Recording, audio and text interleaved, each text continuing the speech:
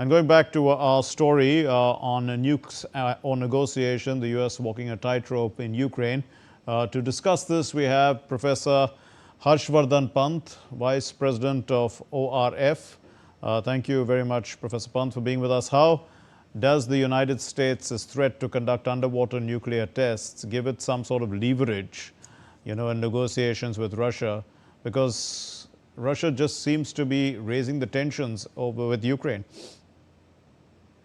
I think, there are two issues here. One, of course, is what is happening in Ukraine and the way Russians seem to be not only continuing to up the ante there on the ground, but also in some ways raising the stakes in a conflict as far as the escalation ladder goes.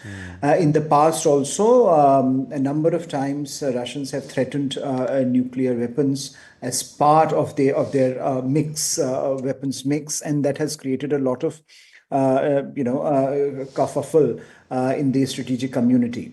Now, I think from just earlier this week, President Putin talked about two critical nuclear capable missiles. One, Poseidon, which is underwater drone capable of a nuclear powered underwater drone, and then you had on the other hand a nuclear capable cruise missile.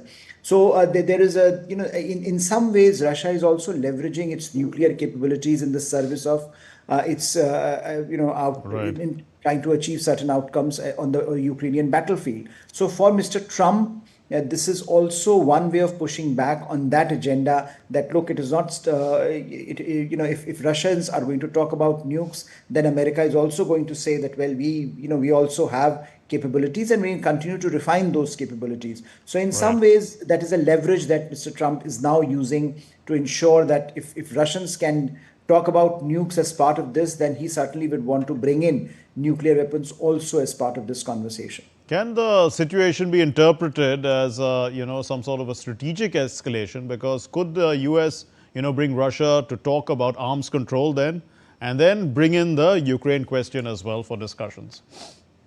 I think that's a better way of understanding it, because that is how perhaps the Americans will see it, not as part of their Ukraine policy, but as part of their wider strategic policy of what to do with the expanding scope of nuclear weapons today in major power repertoire, because both Russians and Chinese are expanding their nuclear capabilities, and Americans, I think in some ways feel that this is a moment that they need to come into this equation, both to rein in, perhaps to a certain extent by various arms control measures, what is happening, but also to continue to have the dominance that Americans have had in the nuclear, in the nuclear space. And as we know, Mr. Trump did say that, look, America has the largest number of nuclear weapons, which technically may not seem right, because according to various estimates, it is Russia which has more number of nuclear warheads at this point than Americans. But he continues to, Mr. Trump continues to insist, at least in his public remarks, that Americans are ahead. And I think that is something that he would like to continue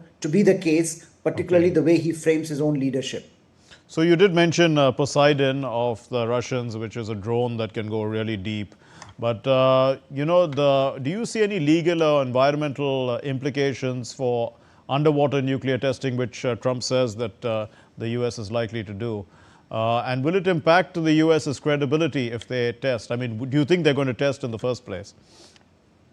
Well, it's not clear what Mr. Trump, is saying at this point, because there is a lot of ambiguity whether he's talking about nuclear testing or is he talking about the testing of delivery mechanisms. I think that is he has left that ambiguous, and maybe that's the intent, or maybe that he means it when he says nuclear weapons, because after all, nuclear weapons testing has not happened, and although Americans have not ratified comprehensive test ban treaty, they have signed comprehensive test ban treaty.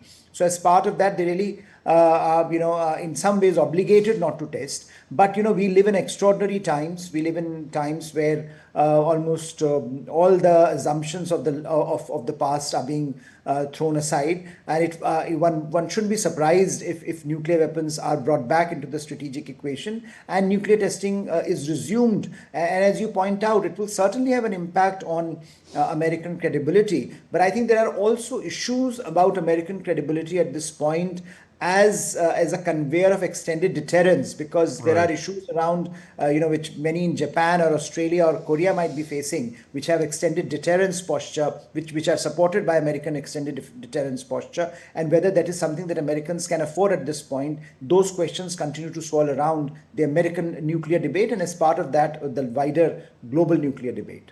And is this, if it's more of a signaling tactic than a genuine policy shift, how would other nuclear powers read the message? Because you did mention there's a lot of ambiguity.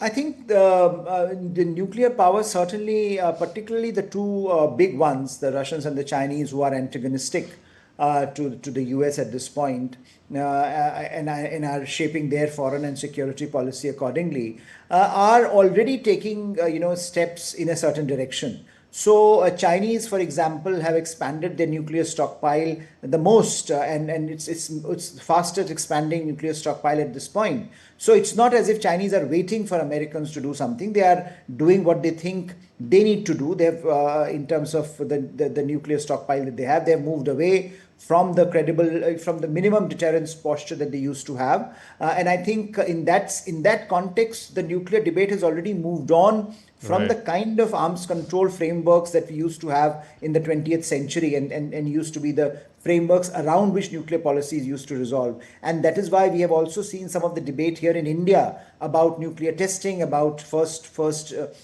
nuclear first use, etc. Because we are also, our policy response is also contingent on what our neighbors and our partners do. And therefore, I think this is a wider debate that is just beginning to happen. So if this is a strategic escalation to bring Russia to the negotiating table, what are the US allies? Are they going to support this as they are supporting other efforts of Washington to bring Russia to the negotiating table?